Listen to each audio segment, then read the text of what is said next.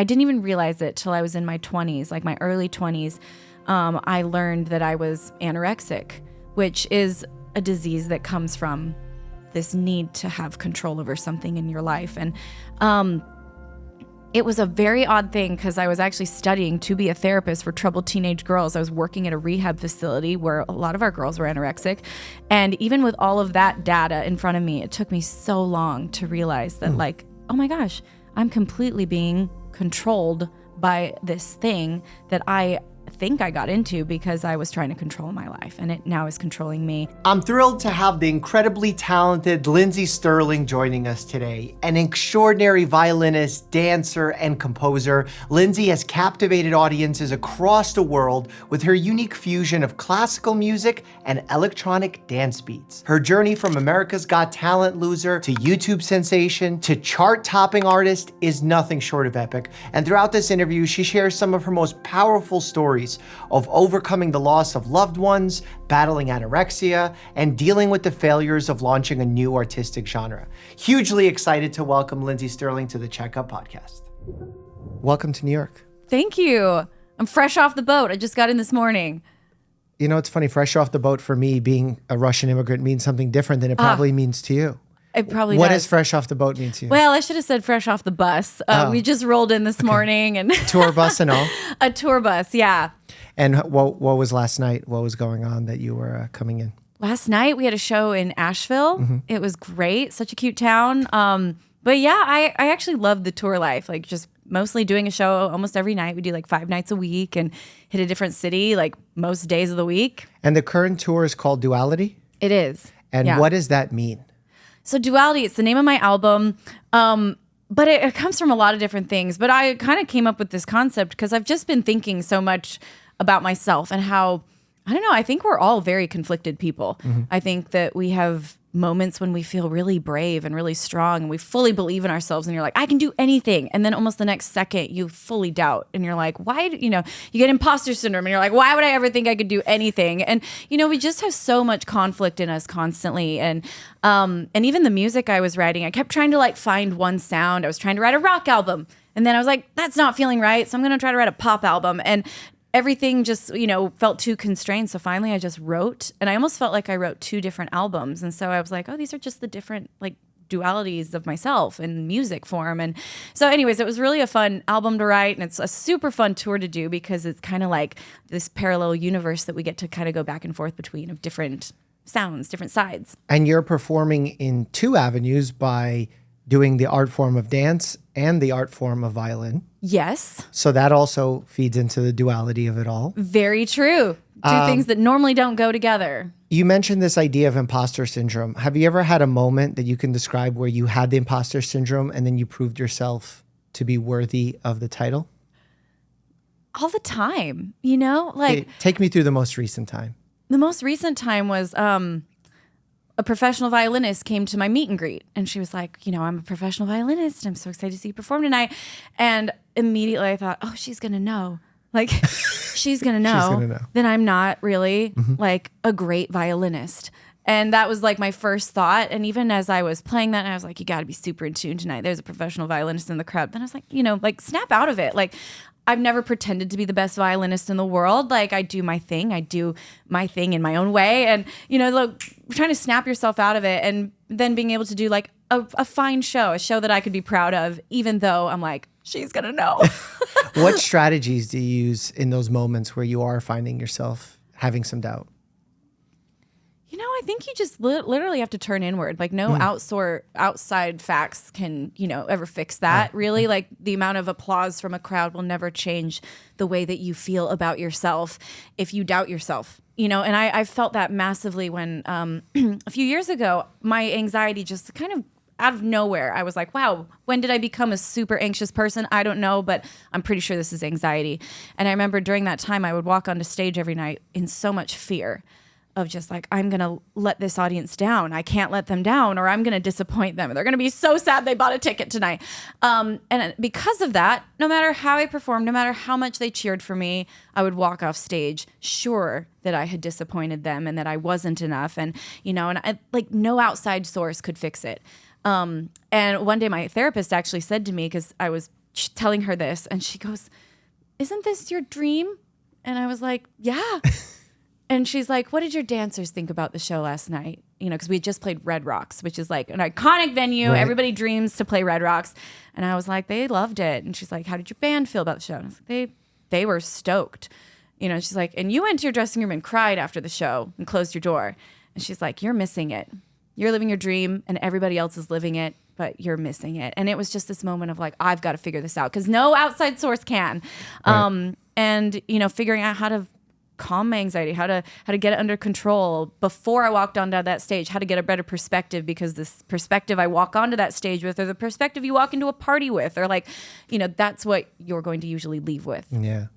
In starting your career exploding in 2010, did you notice social media playing a role in fueling that anxiety? Because normally when you're talking to yourself, that's hard, right? Because you have your own worst critic there.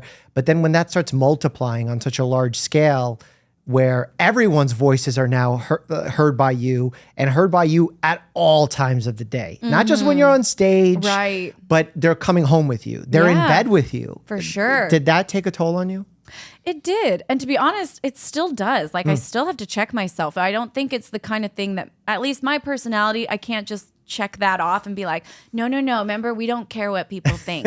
Remember, haters on the internet are trolls. Like, I really have to like talk myself off the ledge, pretty consistently, where you start to like, because once you like see like a video nowadays, it's like TikTok videos of people talking about you and assessing you. It's not just a comment anymore.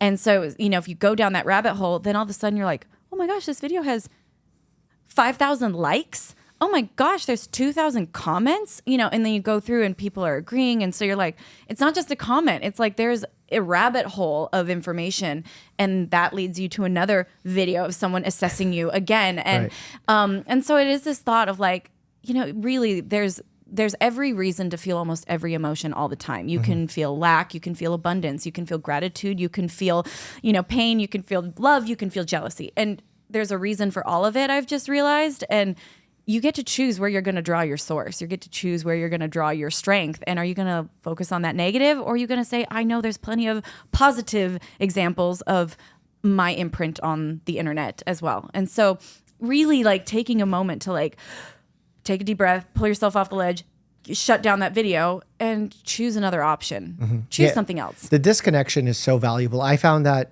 even for myself, when I see negative comments or negative videos about content that I've made, it's easy to continue down that rabbit hole 100%. Of catastrophizing and thinking that everyone believes this, and now this is going to change everyone's perspective of who you are. And then when you step out into real life, as opposed to life on social media, you're like, wow, that's not what most people think. Right. And it's hard because if you're enveloped in that world, because it's easy to be enveloped by social media, you could be anywhere and social media will be there, versus the real world, you have to go out somewhere. Yeah. And you have to make the choice to go there. That's why I feel like one of the greatest things that I tell my patients when they feel that way is to not necessarily shun social media, but try and just shift the balance of being more in the real world. Absolutely. Even if you're in a real world where people don't like you, it's going to feel better than social media. Anything's better than that. Right? Because it's such a Absolutely. fueled fire of what is going on social media.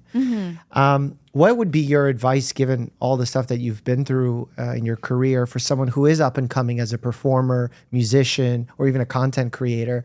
What would you tell them to focus on when they are perhaps having those moments of doubt? Oh, well, if it's moments of doubt of like, you mean like haters kind of thing? Yeah. I mean, I would say just like there's always way more positivity than there is negativity. Almost always, and I think that the negative voices, they're for some reason so much louder. And I think that with anything in life, not just social media, like, but you'll have hundreds of comments and then one bad one will like stick out. But in all of life, it's a lot easier to notice the anger or the hate in this world.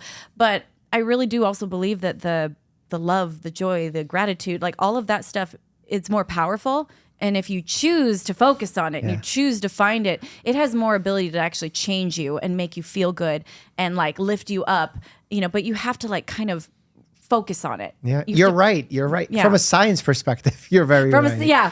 Not Doesn't just from always an feel that way, experience. but it's true. Because there is this negativity bias that we all have. In fact, that's how we survived. Because if you're more conscious of threats and less just dancing in the field where there's a bear running around, you're more likely to survive.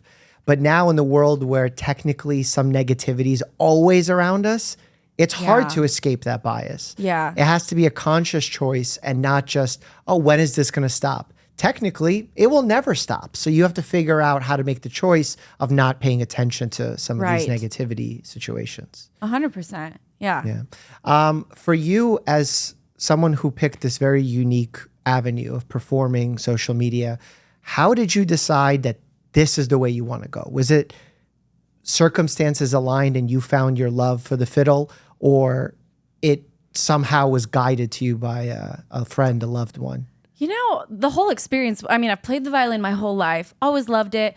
I kind of started to find this niche style of mine, honestly, because I just got really bored and burnt out, I guess is a better word. I'd played classical all growing up. I was about to study to be a classical performance major and just realized like, I don't even like this anymore. This is, and I've realized now in hindsight, I'm a very creative person. I'm creatively driven. And as a classical musician, I never even got to choose what I played. You're handed a sheet of music with dots on it and you express it as you're told. Right. And so when I realized I was burnt out, I started to just experiment. And for the first time being like, what would I want to play? Like, I guess I could play anything. Like, and what was that weird? It was feeling like you actually have to make the choice of what you want to do. It was like, I don't know what I like to play. And so I just started like jamming with other bands. I would go to like little open mic nights, and if I thought someone was cool, I'd made a little business card and I'd be like, hi, if you ever need a violinist to record on your, if you're making a track or an album or something, like, here's my number. And so I made all these little business cards, and I would just start playing with random people, from country musicians to EDM artists to you name it, singer-songwriters. And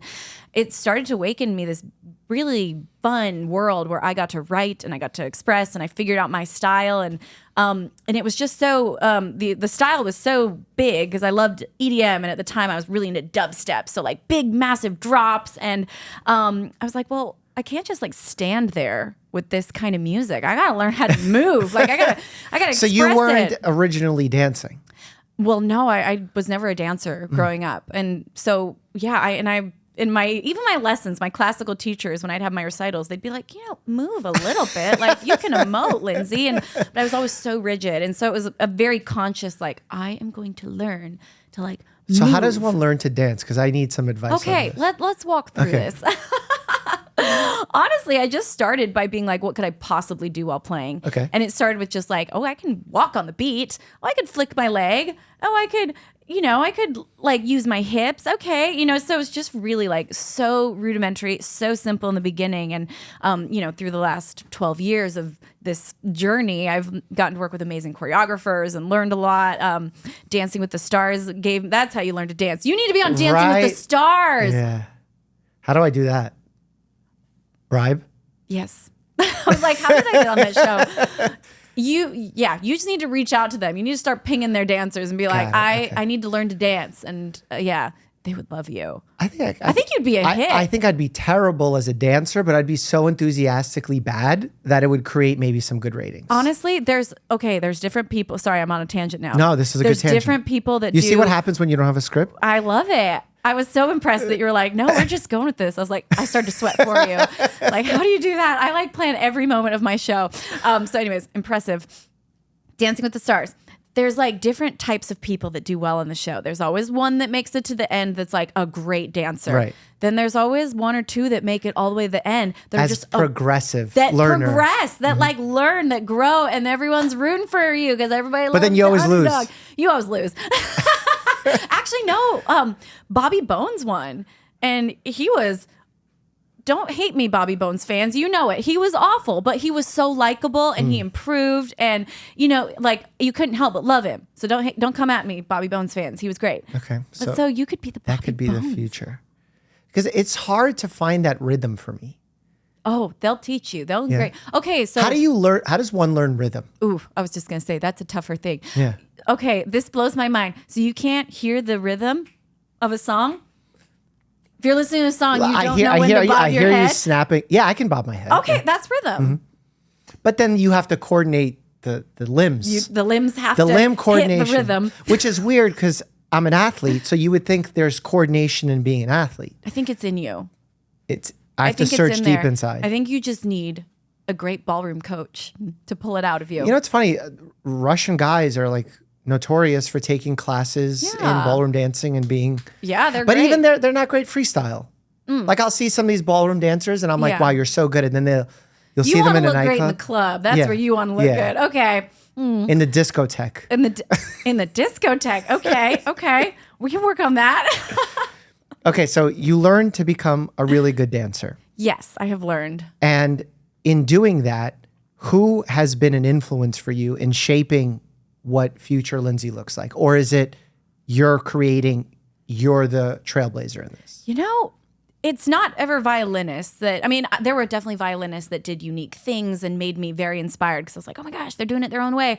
But as far as like movement and dance, honestly, some of the people that have really inspired me the most is honestly Pink. Just going to a Pink show, because I also, like, I would say Cirque du Soleil was like one of the first. I was like, they do crazy stuff that you've never seen before. They combine things that shouldn't be combined. They, they're just these incredible, like, how on earth do you do that kind of people? And I just remember really being inspired by that. So that was probably first. But then I went to a Pink show, and Pink is like flying around in the air, and she wasn't raised to be a like circus performer. She's someone who has learned that because of the way she wanted to perform. And it made me be like, well, like, oh, I could probably do something like that. So anyways, I got super inspired by her. I now do aerial acrobatics and stuff in my show, which is super fun. How much harder does it make to play the violin when you're in the air? It's harder, right? For sure. But it also is like a really fun challenge. Not to say like I've mastered dance and violin, but it's also like I've become quite comfortable in learning choreography and spinning and doing backbends while playing. And so being able to like now go up in the air and do like hoop routines and stuff, and then they'll hand me my violin, and it's so fun to see the reaction every night in like the crowd. I'm like, oh, I know they're going to get stoked right now. I don't know. It's really fun. No, that is really fun. In learning this craft, have you ever had setbacks mentally, physically, medically, maybe even? Oh, for sure. I actually, I feel like I've learned this process of when I have that feeling of, oh, this is impossible. I'm like, actually, we just started. It always feels impossible when you start. I remember when I first started to try to like walk and play at the same time. It felt impossible. It was like, it was like this. I was like, I can't use these two parts of my brain. And so I always think back to that, and I'm like, well, what I can do now in movement, So whenever I was like on the hoop and like upside down, and I'm like, gravity's pulling against the bow. This is just impossible. And I'm like, no. We just started.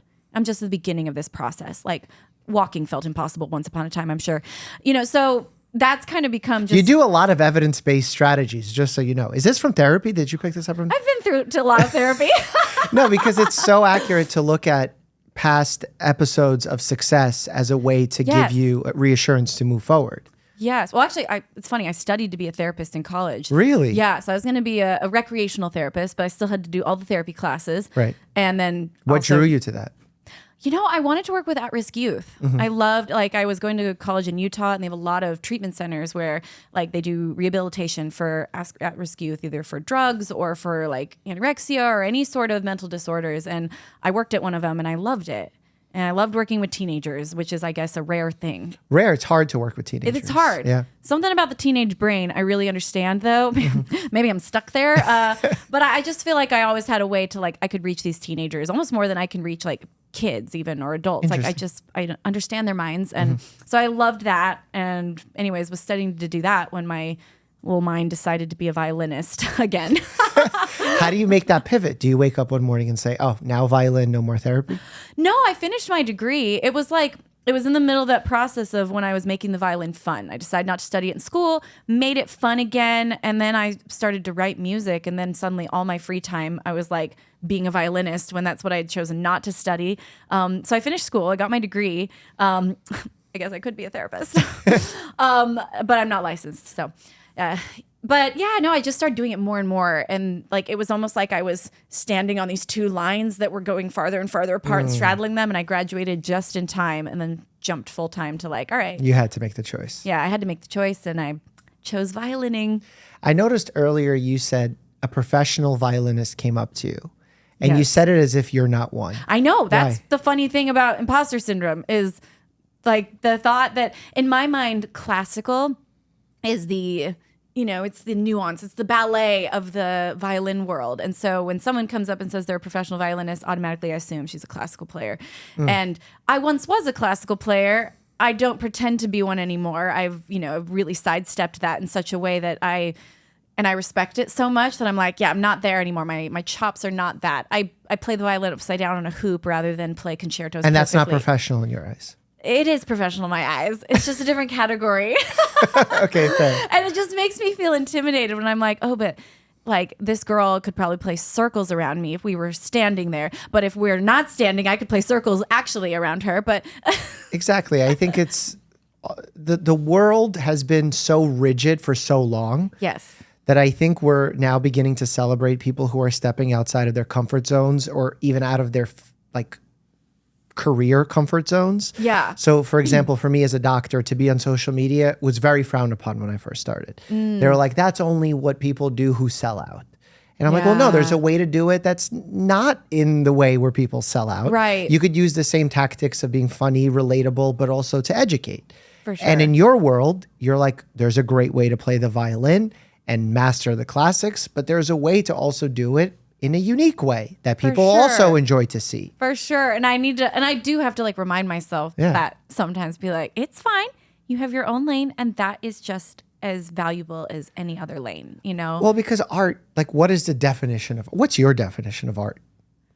There is none. I think that art is so subjective, and that's why it's so fun when and I think that's actually one of the helpful things in realizing that, like, if someone's being a hater on your craft or your art, to be like, well, I don't like everything. Art is so subjective. Right. And so why should I expect everyone to like me, as a person, as an artist, like in anything? It's just like, yeah, art is so subjective, and that is, I think, what makes it beautiful is there is really no definition of it. Yeah. I think that subjectivity is a good reminder of why cognitive flexibility is so valuable, of being flexible in your mindset, of saying there's negativity, but there's also positivity. Yeah. There's this way I can approach it or this way. And the more you can kind of zoom out of your current situation, the more you're going to be successful at different avenues that you choose to pursue.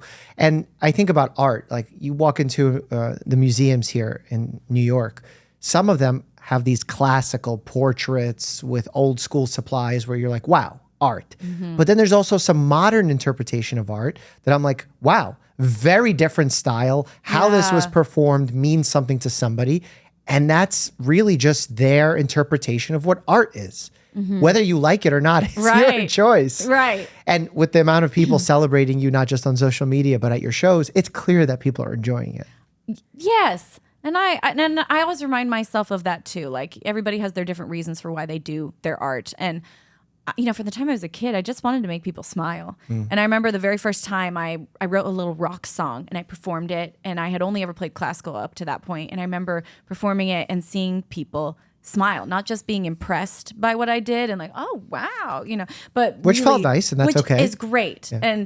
But like I said, like I've always wanted to make people like laugh or smile, and to see people like, this is fun and unique and kind of weird, like, like hitting their neighbor. And it was just this new feeling of like, oh, this is what I want to do. I want to make people smile. Yeah. The idea of having the setbacks that you've mentioned, has there ever been one where you felt like it was a setback, but ultimately it ended up being one of the reasons for why you're so successful now? Oh, 1,000%. I mean, I think the most obvious, biggest one in my career was like, and it was hard because it was the first time I ever really put myself out there. So I didn't have any of the evidence behind me of like, it's fine. Haters be haters. Like I had no evidence to say otherwise. But when I was, just starting out, I actually went on America's Got Talent. And I was so excited. I made it past the first few rounds. And then when I got to the quarterfinals, this whole art of dancing and playing was pretty new to me. And I did not kill it. Like I did not perform that great. And I got the whole X. They told me a lot of really mean comments. And I was devastated. What was the mean comment? I know you remember it. Oh, I do. Piers Morgan told me I sounded like a bunch of rats being strangled. That's pretty harsh. I mean, you sure he wasn't talking about himself? You know what? It's always life's a mirror, right? Exactly. So there's to you, Piers Morgan. But yeah, it was devastating to say the least, because I had thought that this was going to be my make or break moment, and I was like, well, obviously it was my break. It was the break In the moment. And I just was the best word is humiliated. Like everybody I knew was watching. There were 10 or 12 million viewers watching that night, and all of my friends were part of that, all of my family. And I was just like, I need to move countries and develop a whole new social circle. I'm so embarrassed. And also I'm never getting on a stage again. That was so horrible. But I really do think that we have different voices. There's our mind, and our mind is always trying to protect you. It wants to keep you safe. It's like, that was humiliating. We're not doing that again. I'm helping you. Then there's your heart and your spirit, which is a lot quieter, but I think it's a much truer compass. And my heart wouldn't let it go. It was just like, no. There's more for you here. There's more for you. Do not give up. And so after I had a little bit of time to be embarrassed and just kind of take my time to not perform for a little bit, my heart wouldn't give up. And so I was like, all right, we're going to try again. I'm going to listen. And so I started, my plan W was finally what worked, but I just kept trying different things and kept putting myself out there. And honestly, I'm so grateful for that experience, because it taught me in a big way that the people that succeed in life or this industry or whatever you're doing are the people that get up from the falls. Everybody's going to be pushed down multiple times, and it's almost like we're all in this room and everybody's just being pushed over, and finally the last few people that are standing are the ones that kept getting up, and they're the ones that make it. And that wasn't the last time I got pushed down. That wasn't far from even the first time, but it was the big one that I think I had to make it over in order to, in hindsight, being able to look back at it now and be like, well, I made it through that, so I can. And there's the practical implications that, let's say you would have won. You would have been stuck in contracts, right? 100%. Most people don't think about that with these shows. I know. Well, you don't know any better. Also, I was so desperate to be have a chance. And so they sent you the paperwork you sign is a book. Really? And I didn't have a lawyer. The legal jargon was so confusing, and they hand it to you in a dressing room. And so you're just kind of okay. So you sign all your rights to all your craft away. Because you're like, this is my opportunity. This is my chance. Yeah. And so it's what are you going to do? Start negotiating? Yeah, well, let me call my mom.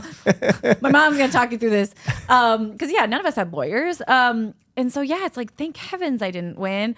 And also, one of my favorite things that years later, it took me years to kind of learn this lesson, but so many people always still comment. They're like, oh, the judges were so wrong about her. They were so wrong about you. And it's like, well, they didn't have to be mean, but honestly, when you look back at that performance, I really wasn't that good. It was a new craft. I was so nervous. I'd never had that kind of a experience to be in front of that crowd. So I really didn't kill it. They weren't wrong. You're being charitable. But because they missed the potential. They missed the potential. But that's the thing, is a lot of times you can't expect very many people to catch potential. Definitely not Piers Morgan. Not Piers Morgan. He doesn't have potential in the back. No chance there. But it taught me that sometimes, in life, you aren't good enough yet. I really wasn't good enough for that stage. Right. But the most important word is yet. I could take it and I could be like, yeah, I just didn't pass. Or you can be like, all right, I'm going to work a little harder. I'm going to work a little longer. I'm going to hone this craft. And America's Got Talent since has invited me back as a guest performer to be there, a mentor. And it's been a really cool experience because now I'm ready for that stage. I made it. I've honed the craft. I've practiced and I've deserved that spot now.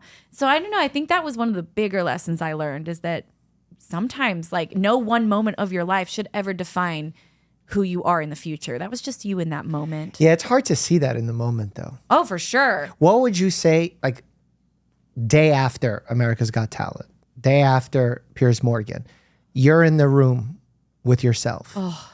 What are you saying? I would just give myself the biggest hug and be like, girl, just keep going. I wouldn't want to spoil it. I wouldn't want to tell her anything because I think. So be sad, do your thing, but. Cry about it, feel all the feels, but you are going to be just fine. And I think that's the lesson that we all can tell ourselves at any point in time, because it'll always work itself out, no matter how devastating that disappointment or that breakup or whatever it is. It's you will heal, your heart will be fine, and just keep going. How did you get this level of, I don't want to say adultness, because I can't think of a great word, but this maturity of understanding of how life works and how to manage these very difficult situations. Like, where does this come from? It comes from the big falls, honestly. It comes from the devastating moments of realizing that, like, whether it's like on the bathroom in the America's Got Talent backstage floor, you know, like I was crying on that floor. It's like looking back at that girl and being like, well, she made it out of it. Like, and I wasn't super wise then. I just knew enough to put one foot in front of the other and keep trying. You know, or even like the part of myself that like got driven to therapy for the very first time, you know, that part of yourself that's like at the lowest, but somehow got out of it. And every time you go through that cycle of being knocked down, you get a little bit wiser, you get a little bit stronger. And then you've got, kind of like you were saying, it's that past success that teaches you can do it in the future. You get a little bit quicker every time at getting up from these falls. Yeah. Do you ever look back on moments of your childhood where you had similar experiences? I have read a situation of where you really own the definition or own the character of being a pirate. Oh, yeah. Tell us about that. Right. Yeah, I feel like I had some really tough lessons taught super early of like, you got to be resilient, girl. You just got to own your weird. When I was, I think in first grade, my parents realized I had some like eye problems, and one of my eyes was like not working as hard as the other eye, and they were really worried about it. So guess what? The eye patch went on, and I had to go to school and wear this eye patch. And as you know, kids are great. Devastating. They can be devastating. But I remember just being like, you know what? I'm a pirate. I've always kind of had this like fascination and love for pirates, probably ever even since before then. that. I think since then. Okay, I think I like leaned in and was like, we love pirates. I'm a freaking pirate stuck in a kid's suburban backyard right now. Fair. You know?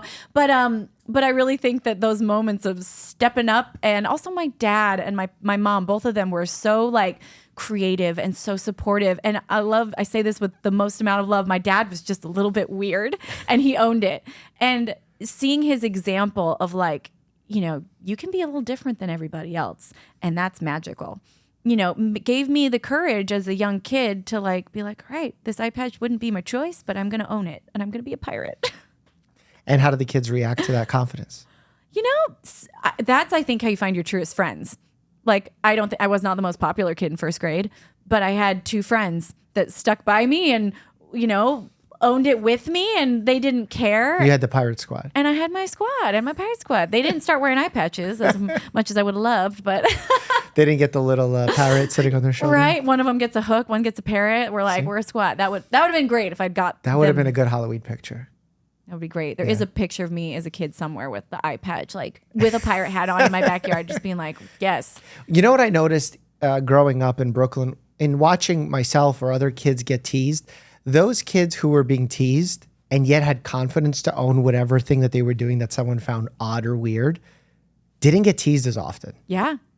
It's like the antidote to being teased is just to own whatever it is that is different about you. 100%. How weird is that?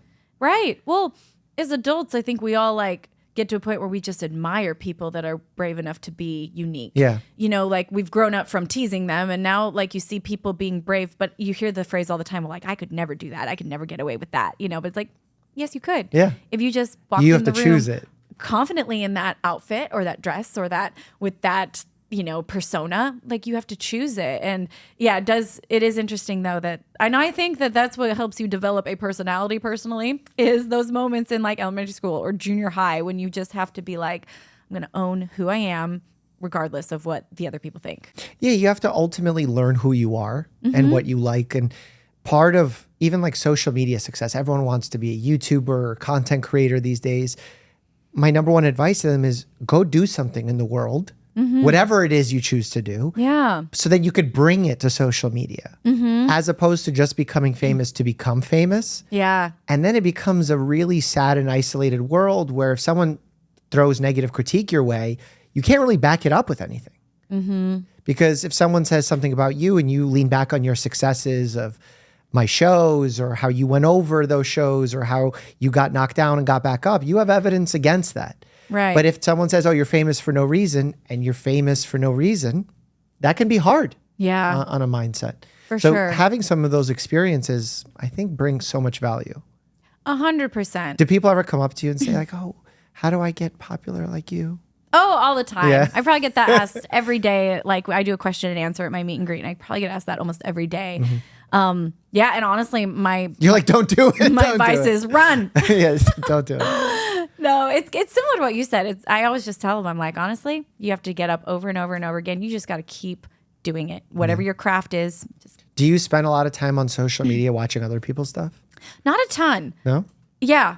I go through phases if I'm like in like research mode of like, oh, what's happening? Inspo What are searching. the kids doing? You know, what are those Gen Zers? What are they up to? Yeah, so I do a lot of like inspo searching, but I don't. What app do you do that on? Honestly, usually TikTok. You know, the most toxic of all apps is where TikTok is where I go. But yeah, usually for homework more so than like consumption. Got it. Yeah, I do the same. And it's funny that people who are wildly successful on social media are usually not users of social media themselves, or at least phase out of being users and then just come back for the inspo of it all. I think when you have to spend so much time thinking about content, the last thing you want to do is consume your relationship it. changes with it. Yeah, right? it's a little bit of a work. It's like, all right. My dancers though, they keep me young and they'll send me all the funny things that I need to be aware of. They'll keep me abreast of all of it. my little chickens. What was the last fun video you saw that stands out to you, or that you shared with your friends? The last fun video. I am loving the Olympics content. Right? Like I am so here. I am loving this Olympics season. It's just been really extra magical, at least for me. It's been probably the most social Yes. Olympics it's been ever. Yes. And I think my favorite new person on the internet is Alona Maher. I think Who's that? she's the rugby like captain of the Olympic team, and she is so funny. But she's all her behind the scenes content of the Olympics has just been so fun. And she was talking about going to the Olympic Village and how excited she is, but she was calling it the Villa as if it was Love Island. Anyways, she's very clever, and I just enjoy. I think the reason she's my favorite is because she talks so much about body image, and she's a woman that she's like, my whole life I've been considered overweight, and but she's like, I'm just a large girl, and now I'm an Olympic medalist rugby player. Exactly. So ladies, like, you can be any shape and size and be fit. Anyways, I just love her. Right. Your connection to music is very clear. What's been your connection with medicine, with hospitals? Good relationship, bad relationship, in between? Medicine. I say medicine like healthcare medicine, not healthcare. actual. I do have a relationship with healthcare. I actually have a charity that I have started over the last probably 5 years, where I help pay people's medical bills and help people get out of medical debt. Wow. And it's sad that we live in a country where that needs to happen. Right.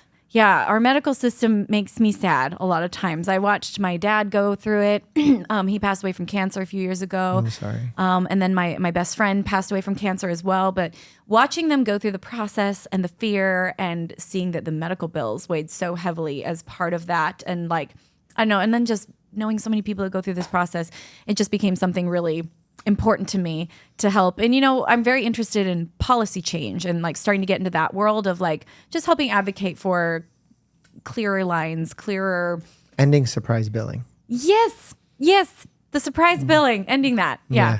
The lack of transparency is really gross. I also lost my mom to cancer while I was actually going through medical school, so I understand the difficulty that comes with it. What was your journey like in losing your father? Oh, it was hard. Cancer can be so cruel because it takes people slowly, and that was very much my experience. And so, it was. I can just say it was really hard to like lose him slowly. And my family band together through it all. I think that is one of the maybe tiny silver linings of the situation. And and just realizing I had this moment of beauty right at the very end, like, because I was so angry for so long.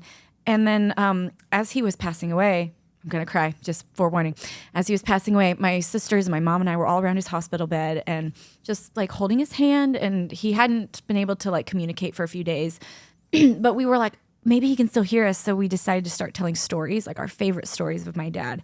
And before you know it, we were like laughing and we were crying. And this overwhelming feeling of like gratitude came over me for the first time in like a long time. because I was like, wow, even stronger than being angry at what I was losing, I was so grateful for what I had. And that was this amazing father my whole life that taught me to love myself and to be free, and and he was funny. And so, and these are things that when someone's going and fighting through for their life and losing their mind, you start to forget that that's who they really are. And so being able to, like, in that moment, be so strongly reminded of, oh, that's who my dad actually is, not this sick version of himself that he's been for the last year and a half. Anyways, it was really beautiful. You're literally describing what we just talked about, of making the conscious choice of stepping away from the negativity and seeing for what you had instead of what you've lost. Yeah. Your father was this person who put the trait in you to be comfortable with being kooky and different and fun. And that's one of your strengths now. And that can't be taken away. Absolutely. So I appreciate you sharing that.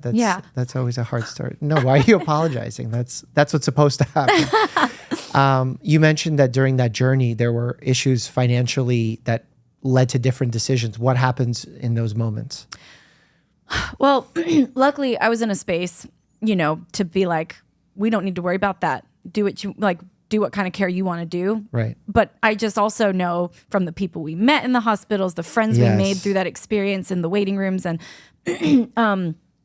I know that's definitely... That's a side of the world that most people aren't even aware of. Yes. Because if you're healthy and you don't see that, especially young. Yeah. So to see people that didn't have that option just broke my heart, because healthcare only allows for a very specific kind of treatment, not necessarily the treatment that's best for this person.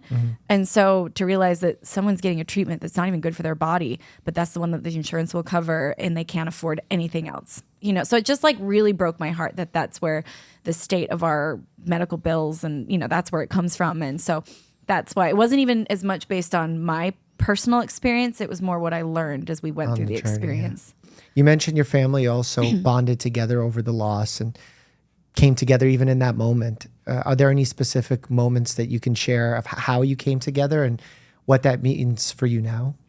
Yeah, I mean, we've always been very close, but as adults, we've all moved pretty far. And so the experience of having to lift each other up through a huge loss like that will always make you stronger. It's made us more empathetic towards each other. It's made us, it's made us learn how to connect better as we now are far, through that experience. It taught us how we can better be there for each other. Yeah. Something that I've noticed with loved ones or even friends that have gone through similar times is you fight differently after moments like that. Do you experience that? And I don't mean literally fight. I mean arguments take a different shape. Whereas before you would argue about these little things and now you're like, I'm letting this go. Right. Yeah, they're for sure. Perspective changes. Yeah. Politics, we don't need to get into it. Yeah. No, it's true because it's you realize what really matters in the world. And 100%. That's why health needs to be first in whatever you choose. That's why I'm very passionate about this podcast and hopes to give people that perspective so they can see from people like yourself of how important it is to think about your health and the ways that we do have control, and then being comfortable with the ways where we don't always have control. Absolutely. Talk to me about control. What's been your relationship with control? I have a terrible relationship with control. I feel like I've gotten so much better as an adult, but my whole life, I dealt with control in very unhealthy ways. I didn't even realize it till I was in my 20s, my early 20s. I learned that I was anorexic, which is a disease that comes from this need to have control over something in your life. And it was a very odd thing because I was actually studying to be a therapist for troubled teenage girls. I was working at a rehab facility where a lot of our girls were anorexic. And even with all of that data in front of me, it took me so long to realize that oh my gosh, I'm completely being controlled by this thing that I think I got into because I was trying to control my life, and it now is controlling me. And the only way that I realized even that I had an issue, it wasn't any of the I'm noticing I'm eating less or any of the big signs. It wasn't any of that taught it to me. It was suddenly just realizing I was miserable in my own life. I was so depressed. I was so unhappy. I had no relationships anymore. Where did they all go? And just kind of working backwards finally and being where, what is it that took all, I've always been a very social person. I've always been, I was always pretty happy too. So to kind of be what happened? And when did I get to this point and realizing it had been years leading up to this like culmination of this exploding in my life? And I think the real moment for me that made me want to change was like I was roommates in college with my sister, and we were living in a house with 6 girls, and we were all very close, I thought. But one day they were all laughing in the other room, and I was like laying on my bed, and I was just too depressed to even get out of bed to like go over and see what they were laughing about. And also I was like, I don't even think I would think it was funny, because I'm just so sad. And then my sister came bouncing into the room, and she jumped on her bed and she opened up her books and started to study. And I thought, I wish she would tell me what they were laughing about in there. And then I thought, I don't remember the last time we laughed together.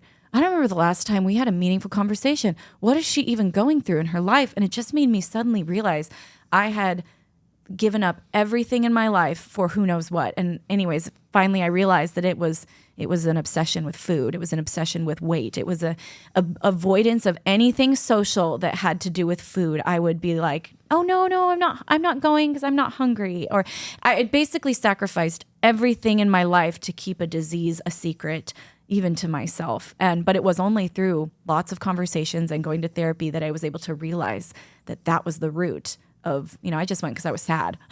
Right. And you're pointing it out of this need for control that you're describing. There are like 3 avenues of which people can suffer with anorexia. We use the biopsychosocial model where sometimes it's biological in nature, where you have genetics playing a role. Psychological wise, if you're anxious, depressed, all those factors can play a role. And then the social aspect is what's happening on social media these days with social comparison, people not liking your photos, writing mean comments, bullying. And it's so important to be able to not just automatically jump and assume that you know what a person's going through because they have a diagnosis, right? But trying to understand how each one of those components plays a role in their life. Absolutely. Did you see little bits of both, all 3 of those, or? Yes. I mean, I think the depression followed the anorexia. It was a chemical, like lack of nutrition depression. Sure. But I honestly, looking backwards, everything's a lot clearer. And I remember, I have memories of being a child, being 8 years old and putting on a snowsuit and feeling fat and like finding a belt to wrap around the snowsuit to give myself a little waistline, like as an 8-year-old. Like, and that's just one of the many memories of this. Like, I remember feeling fat very, very young. And I think it was something. And at that point you were at a healthy weight. Oh yeah. That's the thing. I've always been very small. And so no one has ever called me overweight. It didn't come from that. I think it came from partially control or perfectionism. And I think also it's genetic. I think that there have been, other people in my family and that before they even knew what this disease was, like I think my grandma struggled with it her whole life, but did never have the ability to get help for it. And where did you go for when you realized you needed help? Was it family? Was it therapy? Was it medication? All 3? My mom was my first therapist, actually. How did that work out? I've always been really close with my mom, and I remember starting to open up to her about how sad I was and how I just felt no energy and she, I think, had figured out I was anorexic. And I remember one day talking to her, and I was just like, I just broke down. I was like, all I have room to think about in my brain is food.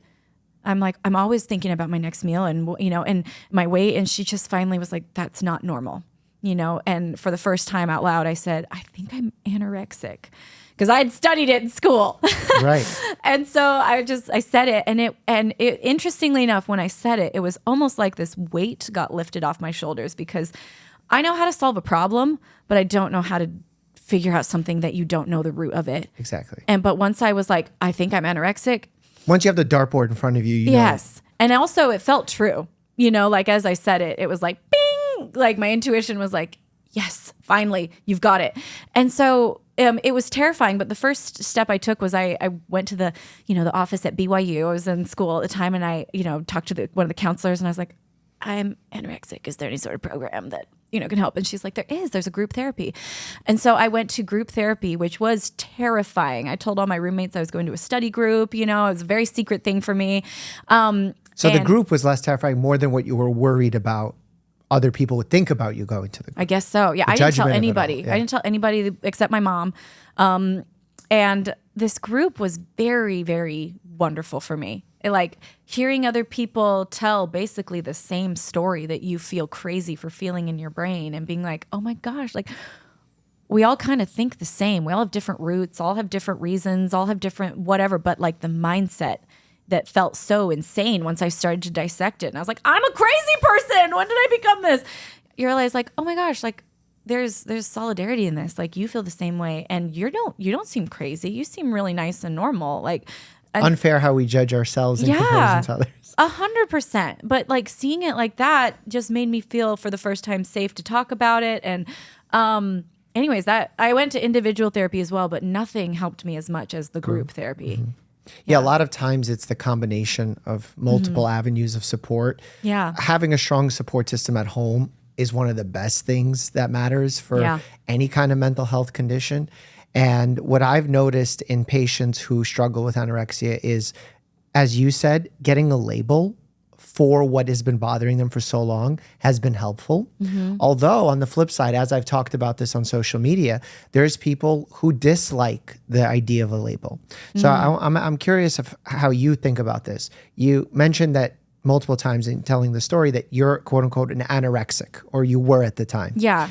Some people don't want to be referred to as that. They say, I'm a person who has anorexia.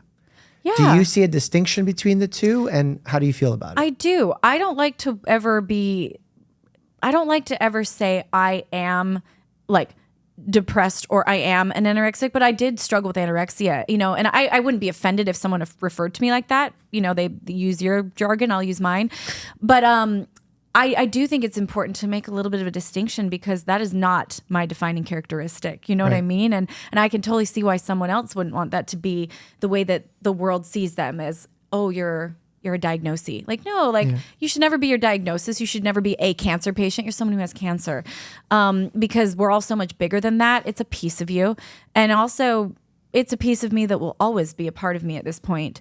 And I think that was the thing I hated the most when I got diagnosed with anorexia. Is I actually did a lot of research. I started reading books. I was like, I'm gonna beat this thing. And I was so sad when I was like, this is an incurable disease. Are you kidding me? Because I was so miserable and hated myself so much during this time. And I finally found the root of it. And to be like, oh, this is gonna be with me forever. And I have now since learned to understand it that, okay, it's always gonna be a little piece of my brain. And now I recognize it so fast when it tries to like come back and it rears its little head and it tries to tell me something that I'm like, at this point, I've heard it so many times. I know you're a lie. I know you're not true. And I don't subscribe to you anymore. You can leave. You know, and that once upon a time was a very dysfunctional, hard relationship to have with something that existed in my own brain. But being able to separate from myself that and not be like, I am anorexia. It's like, no, that's Ed. I called it Ed, my eating disorder. I even named it. And those are Ed's thoughts. These are my thoughts. And making that distinction was really important for me to heal. And to this day, like I said, every time I start to feel it try to come back, it usually tries to come back when I'm stressed or when I feel a little bit out of control with my life. That's when it starts to try to come back in. But I like really don't entertain that anymore. And I'm in a great place with it and have been for years, but only from separating myself from it. Does the fact that Ed existed at one point and the fact that you're so popular on social media ever intertwine in a bad way? Honestly, no. I don't think that like being, you know, in the public eye has never exacerbated it in any way. Like, I don't think so, because honestly, the pull to be in that way of living and that way of like eating and all of those things restrictive was just as strong when nobody knew who I was. You know, and I really don't believe that. Because like the initial stimuli came from within you as inside. Opposed to outside. Yeah, it was never somebody calling me like overweight that made me be like, okay, well, you know. And so honestly, if somebody comments on my weight online, that doesn't affect me. I don't really care what you think about my body. Any of that always comes from inside of me, and that's the battle I have to face.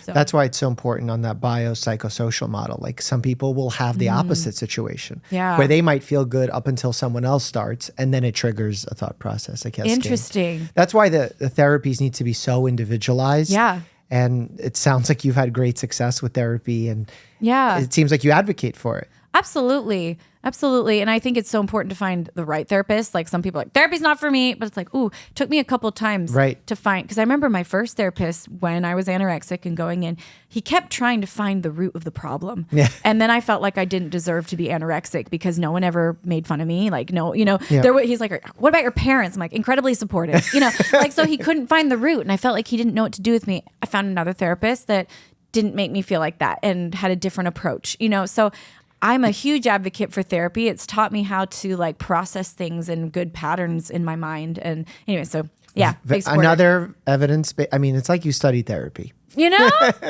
Some would say. Because it's another evidence-based statement that when you are seeking out a first-time therapist, that the first session should just be a chemistry session to try and figure out your relatability with the person. And you mentioned that you have this unique ability to relate to a teenager as opposed to like a younger child. So I need a teenage therapist. Well, no, in the sense of like how you fit well with a teenager. Yeah. Let's say someone was wanting to talk to you in a certain way and they were a 6-year-old, maybe you wouldn't vibe with them as well. That doesn't mean you're a bad person. Right. It just means you relate better to a fit. So because that therapist didn't vibe with you, doesn't mean they're a bad therapist. 100%. It just the fit isn't right and you move on and you try and keep fine. The only time where that becomes difficult is when someone doesn't have social support at home.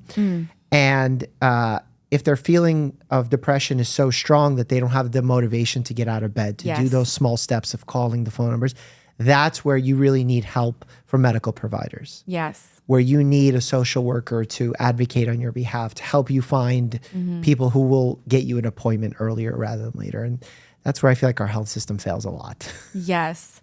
Yes. I'm also a big advocate of, and again, if you're super depressed, a lot of times you don't have the motivation to read a book. But I think that some of the best therapy is like bibliotherapy. Like reading, finding books that speak to me and like kind of become like the beginning of my day. I read a little bit of this book and then it's through your head through the whole day of like reminding yourself the way you want to think and the way you want to be and like a better option of how to exist. I'm a big fan of that. But also if you don't have the energy to read, podcasts. I am such a big believer in like, I love almost more so than listening to music. When I'm driving around, I like to listen to positive podcasts that can uplift me, teach me about how my mind is working, teach me a little bit more about mental health. Here's somebody else's success story.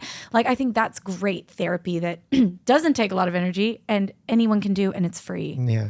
What books did you read throughout your journey that were valuable? I think the most valuable one was Life Without Ed, which it taught me to separate myself. This woman shares her experience of, treating her eating disorder like a dysfunctional, like abusive relationship. And so her therapist, which is equally, if not more so, as hard, to escape. So yes, yeah, very relatable. Totally. And so she even set up a chair. Her therapist had her put an empty chair in front of her, and she had her talk to her eating disorder.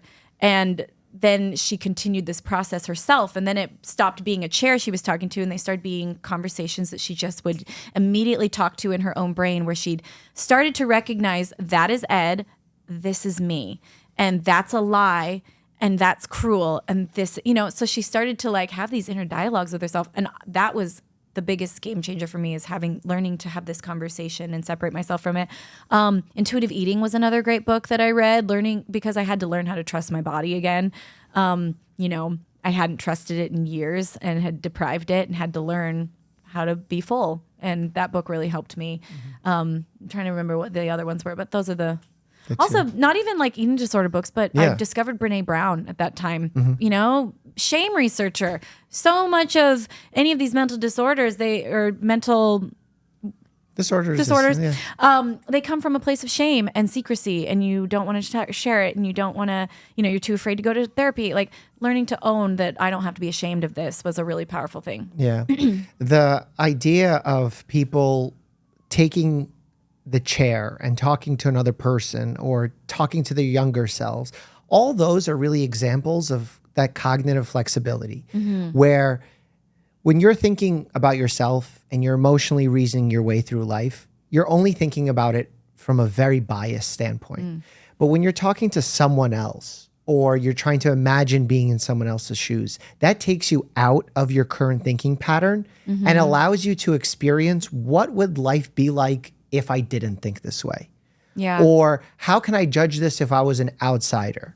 So frequently in my office, if a patient is judging themselves harshly during a moment where they should be sad, people have terrible things happen. They lose their parents and they come in and they say, I must be depressed because I'm sad and I shouldn't be sad.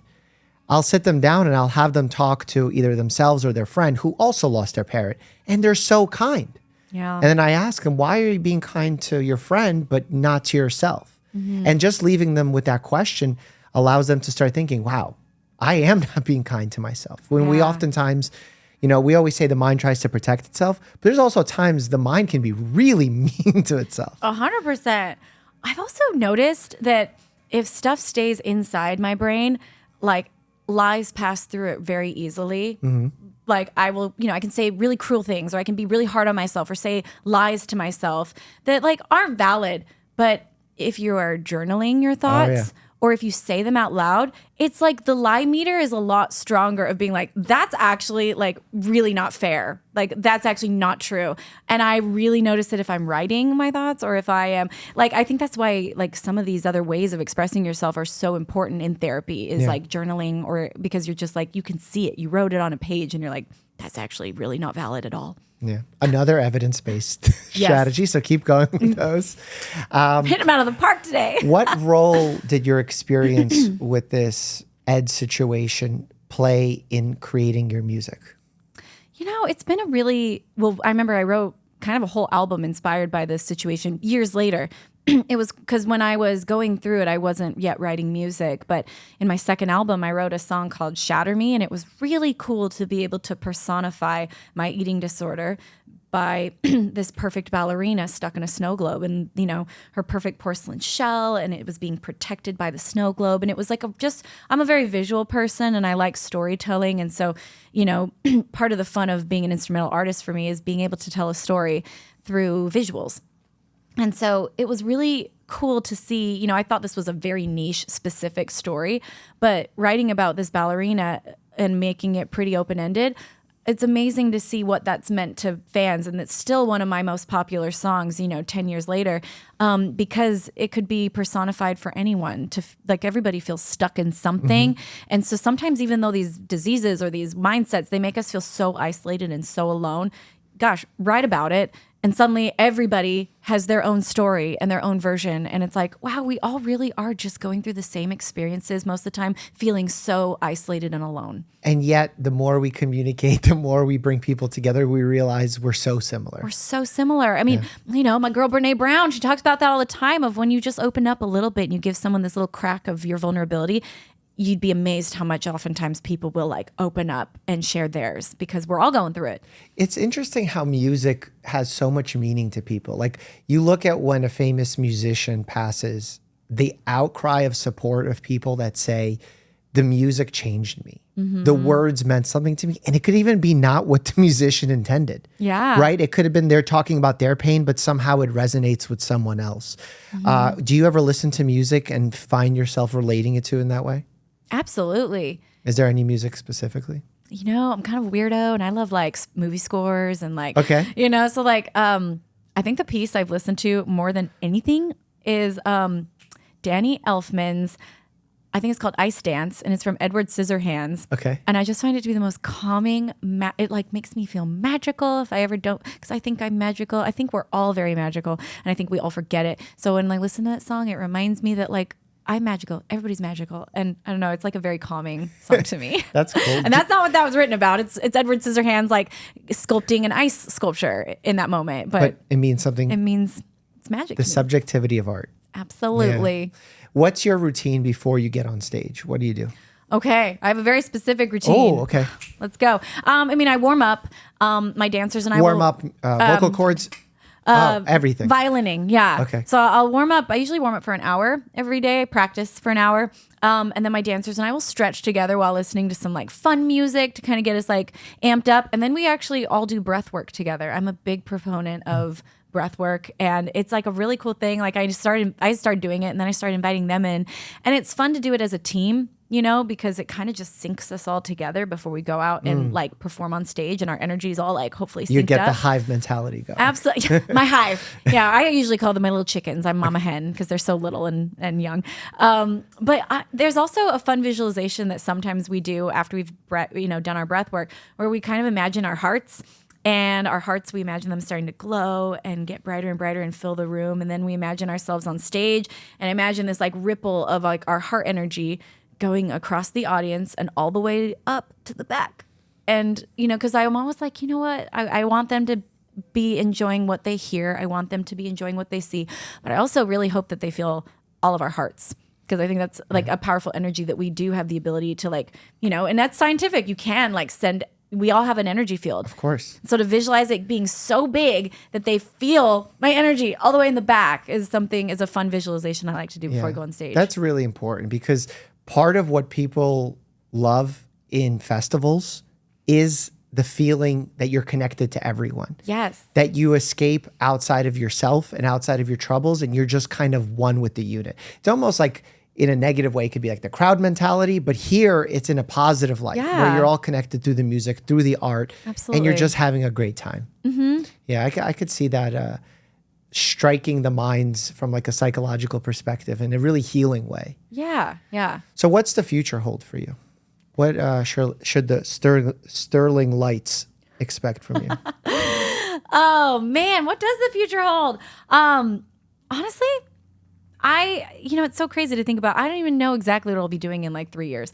But I feel like I'm just really learning to like live in my like current. Like I'm loving this tour so much. And I feel like for so much of my career, I was always like, well, what's after this? Like what's next? And you do have to think about that, of course. But also just really being so proud. I worked for months to like get, and years to train to be able to do the things I'm doing on this tour. And, and I worked for years to finish this album, and I'm so grateful I'm not writing right now. That's not my happy place. Touring is my happy place. So right now I'm just so happy to be like kind of living in the fruits of the labors of what I worked so hard to be able to physically and mentally like do. But yeah, the future. I mean, I hope to have a Vegas residency someday. Ooh, okay. So that's one nugget I'll drop. But yeah, other than that, like, what about a country or a place you'd like to perform? You mentioned you were at Red Rock, but like,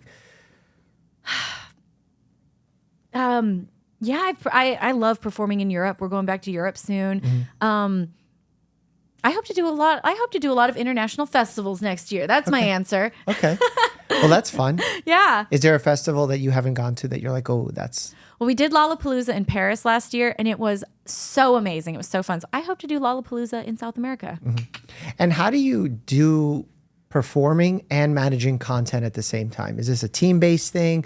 Is it coming from your mind and then kind of spreading like your heart does amongst the audience? Yeah, usually. Well, I do have a guy on tour with me that's like, he's my video content guy, and he'll help me come up with ideas and kind of, but honestly, most of the content that I end up it usually comes from here, but also brainstorming is so helpful. So even if it's, sometimes he'll give me an idea and it's hard for someone else to give you an idea for your own brand sometimes, and you don't quite catch the vision. And so, but sometimes it's like the perfect seed to lead you to the next idea. So like we'll have little brainstorms and like brainstorm up content ideas. And thankfully for years, actually up until last year, I've always edited all my own content. And so I'm very grateful to have this guy with me that edits my content now for socials. I still edit all my own music videos just because I think it's really fun. But yeah, as far as social media, finally. That's hard to give up control. That's the control part of me. This has been a very good, hard exercise to be like, you take it, you edit that one. Like also I have a little editing heart. I love editing. I minored in film. So it's like a little piece of me. Therapy, film, violin, music, trying to dabble. So basically, when are you going to become a doctor? Because that's clearly the next step. Heavens, never. Too much adolescent specialist pressure. Yeah, I could be the fun one that comes in and just like, how are you doing? We're checking in. Like they have the children's ones. What are they called? The life child life specialist. Child life specialist. My friend's a child life specialist. Oh, they have so much fun. Yeah, I'm like, do they have a teenage version of that? I could be a teenage child life specialist. That's fun. Okay, where can people go to support you? Well, right now we're touring. We're bopping around the States. We'll be bopping around Europe soon, and then we'll be back bopping around the States for Christmas. So we're bopping everywhere. So I'll probably be coming near most people. Where do people learn about the tour? They can go to my website, lindseystirling.com. Wow, how did you get that? Actually, I had Did you to have to buy fight it. someone? I had to buy it.